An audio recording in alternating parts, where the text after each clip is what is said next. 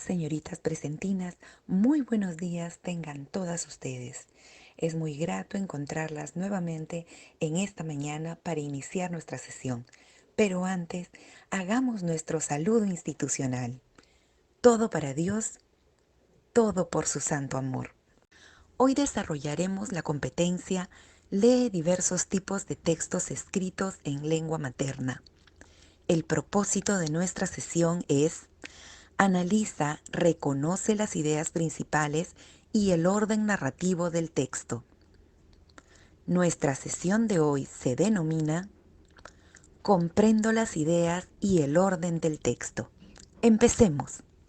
A ver, veamos el siguiente texto. Antes de empezar a leer, yo tengo que hacer primero un reconocimiento del texto en forma global. En este sentido, pues entonces voy a darme cuenta el formato al que pertenece el texto. Si yo miro bien, este texto está escrito de corrido, ¿no es cierto? Lo cual me hace presumir de que es un texto de formato continuo. Ahora además este texto lo voy a relacionar y me doy cuenta que tiene esta imagen, ¿no es cierto? Mirando bien la imagen reconozco la figura del personaje y me digo, bueno, pues este texto se debe referir acá a Ricardo Palma. Por algo han colocado la imagen de este señor, ¿no? Entonces, con ese conocimiento previo, ahora sí nos vamos a leer el texto. Bien, el texto dice así. El 7 de febrero de 1833 nace en Lima Manuel Ricardo Palma Soriano. Fíjense, todo el mundo lo conoce solamente por Ricardo Palma, pero acá hemos obtenido su nombre completo. Y el dato importante es la fecha de su nacimiento.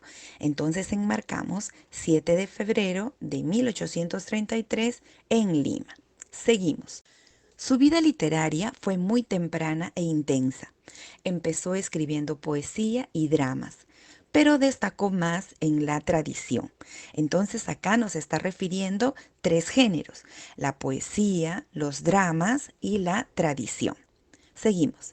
Entre sus obras más importantes destacan Anales de la Inquisición en Lima, Armonías, Poesías completas, Neologismos y Americanismos, Recuerdo de España, Epistolario, Cartas inéditas y Tradiciones en salsa verde. Si nos damos cuenta bien, chicas, todo esto nos está dando la idea de su desarrollo como literato. Tanto los géneros que él desarrolló como también las obras que ha escrito. Por lo tanto, podríamos enmarcar todo este párrafo en la idea principal de su vida literaria. ¿Correcto? Lo destacamos. También tuvo participación política. Participó en la sublevación contra el presidente Ramón Castilla, en la guerra contra el Ecuador en 1859, en el combate del 2 de mayo de 1866, junto a José Gálvez, y en la guerra con Chile en 1881. Fue cónsul en Brasil y senador por Loreto en 1872. Muy bien, en este tercer párrafo, fíjense ustedes, nos está hablando claramente de todas las acciones políticas que él desarrolló, tanto en momentos de combate, de conflicto, ¿no es cierto? Pero también en algunos cargos que él asumió, como el ser cónsul y el ser senador. Entonces, en este tercer párrafo, nosotros podemos tener la idea principal de su participación política, ¿correcto? El presidente Miguel Iglesias logró convencerlo para que aceptara la dirección de la Biblioteca Nacional. Su labor constituyó uno de los grandes logros de su vida, ganándose el apelativo de el bibliotecario mendigo, porque ante el magro presupuesto con el que contaba, decidió utilizar su prestigio y sus contactos para pedir a personalidades de diversos países que donaran libros. ¿Qué significa magro? ¿No? Magro presupuesto. Pues que su presupuesto, lo que le habían dado para dirigir la Biblioteca Nacional, era una cantidad muy pequeña, pues que no era suficiente para todo lo que él tenía que hacer. Entonces, dado su rango en la literatura, dado que había participado en muchas cuestiones políticas, pues era un personaje conocido y se valió de eso para pedir muchos donativos. De ahí que nace pues el apelativo o el apodo, ¿no?, de el bibliotecario mendigo. Si ustedes se dan cuenta, aquí habla acerca de la dirección que él aceptó, ¿no? El cargo que él aceptó. Pero ese cargo se lo da el presidente Miguel Iglesias. Por lo tanto, la dirección de la Biblioteca Nacional es un cargo más que él asumió, así como el ser cónsul o el ser senador. Por lo tanto, yo creo que este párrafo está relacionado con el anterior, ¿correcto? La idea principal es que dirigió la Biblioteca Nacional. Fue uno de los otros aportes o una de las otras actividades que desarrolló dentro de la política. Para terminar, dice: Palma, ya convertido en el patriarca de las letras peruanas, se retiró a su casa de Miraflores, donde viviría hasta el 6 de octubre de 1919. ¿Qué significa esto? ¿No? Dice ahí, el patriarca de las letras peruanas. El patriarca, pues, da un rango de importancia dentro de la literatura peruana, no solamente por la edad o la antigüedad de estos tiempos, sino también por el renombre que había conseguido a través de la literatura, ¿no? Sus obras fueron muy afamadas. Entonces, por eso se le denomina el padre de las letras peruanas, uno de los personajes principales que ha tenido nuestra literatura, ¿correcto? Esa es la denominación. Ahora, cuando dice se retiró a su casa de Miraflores, ya no tiene una participación activa, ¿no? Ya estaba hecho un señor mayor, entonces decide ir a su casa y descansar pues ya con tranquilidad, ¿no? Hasta, dice, viviría hasta significa pues que muere, ¿no? Vivió hasta cierto punto, ya murió. ¿Qué fecha? El 6 de octubre de 1919. Ahí enmarcamos esta fecha importante de su fallecimiento. Ahora bien, así como acá abajo habla de su fallecimiento, recordemos que en la parte superior habíamos enmarcado la fecha de su nacimiento.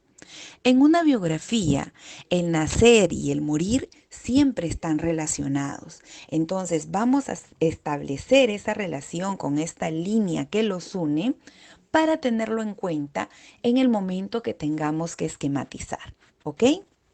Entonces, recapitulemos. En todo este texto encontramos tres ideas importantes, ¿no? Recordemos que en un texto cada párrafo nos puede dar una idea importante. En el primer párrafo encontramos la idea de su vida literaria. En el segundo párrafo encontramos la idea principal de su participación política o la vida política. Y una tercera idea importante es que dirigió la Biblioteca Nacional, pero ojo, habíamos mencionado que esta tercera en realidad también forma parte de la segunda porque fue un cargo más que le dio un presidente, ¿correcto? Entonces ahí estamos claras con estas ideas.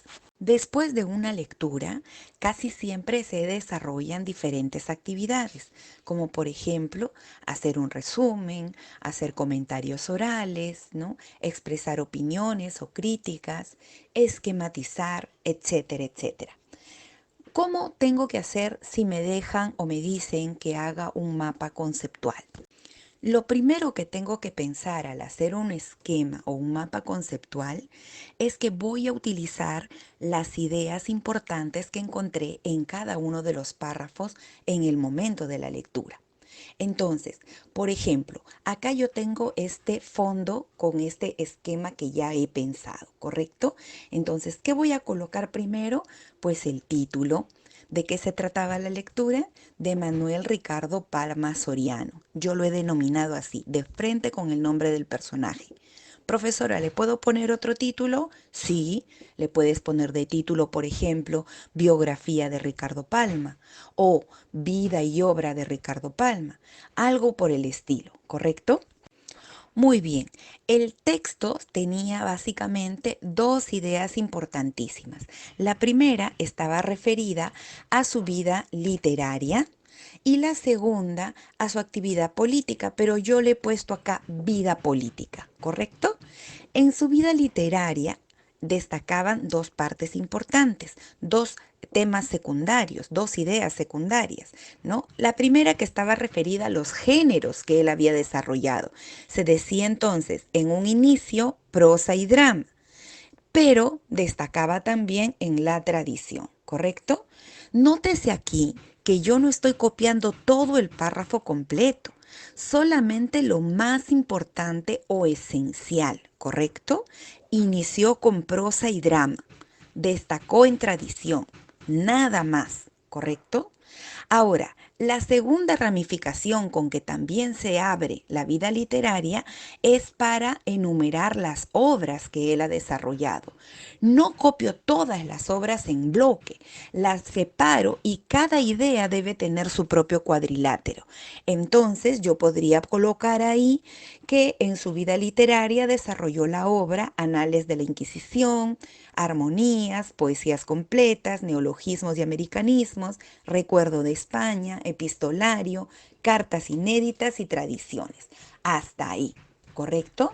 Entonces, la primera idea principal, que era la vida literaria, tenía como aspectos secundarios los géneros que desarrolló y las obras literarias que produjo. ¿Correcto? Pasamos ahora a la vida política. En esta otra ramificación sucede prácticamente lo mismo. Yo no voy a copiar todo el párrafo en un solo cuadrilátero. Debo separar las ideas y colocar cada una de ellas en un cuadrante, sacando los excesos o las partes que no son importantes y quedándome solo con la sustancia de cada hecho. Entonces, en su vida política, ¿qué hechos destacaron? Enumero, dice, la sublevación contra Castilla. En el texto decía, participó en la sublevación contra el presidente Ramón Castilla. Todo eso es muy largo, no lo voy a colocar, solo la esencia. ¿Participó en qué? Sublevación contra Castilla, suficiente. Y luego hago lo mismo con los otros hechos. Por ejemplo, guerra con Ecuador, combate del 2 de mayo de 1866, guerra con Chile, y luego los cargos. Fue cónsul en Brasil, senador por Loreto y director de la Biblioteca Nacional. Aquí en el cuadrante de director de la Biblioteca Nacional, nótese que al costado derecho nace otra ramita y otro cuadrilátero delgadito, ¿no es cierto? Es porque ahí voy a colocar una idea importante que se refiere a esta, pero es tan secundaria que no tiene el mismo grado de importancia. Entonces, el grosor de el cuadrilátero y la ramificación es por eso. ¿Qué coloco ahí? Escribo. Fue el bibliotecario mendigo, ¿no? Así lo denominaron. Fíjense que no he copiado nada acerca de que, dado su prestigio, pudo estar recolectando en calidad de donativo libros en ciertos lugares o con ciertas personas. Eso no lo coloco al pie de la letra, solamente lo más importante, que fue la denominación de bibliotecario mendigo. Así como esta rama y este cuadrilátero delgadito aparecen para hacer una especificación, ¿no? También en la parte de arriba ustedes observarán otra debajo del título.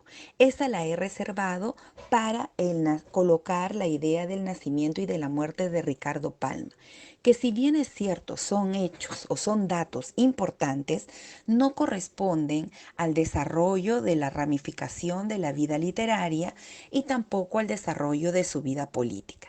Entonces es importante, pero lo vamos a poner un costadito porque no tiene que ver ni con una ni con otra ramificación principal, ¿correcto? Bien, hasta aquí entonces ya hemos llenado nuestro esquema con las ideas importantes de este mapa conceptual. Revisamos, vamos a ver que tiene pues los cuadriláteros, tiene las ramificaciones necesarias, ¿no? Además lo hemos escrito todo en mayúscula como debe ser. ¿correcto? Pero ahora, para que se pueda entender y se pueda leer este mapa conceptual, nos faltan agregarle los conectores. Ellos nos van a permitir leer con coherencia y orden todo este esquema. Entonces diríamos desde arriba, desde el título, Manuel Ricardo Palma Soriano nació y murió en Lima el 7 de marzo de 1833 al 6 de octubre de 1919. Su vida literaria, ¿no?, se inició con prosa y drama, pero destacó en tradición. Al otro lado, sus obras son Anales de la Inquisición, Armonías, Poesías completas, etcétera, ¿no? En su vida política, ¿no es cierto?, participó en la sublevación contra Castilla, guerra con el Ecuador, combate del 2 de mayo, guerra con Chile, etcétera, etcétera, etcétera. ¿Correcto?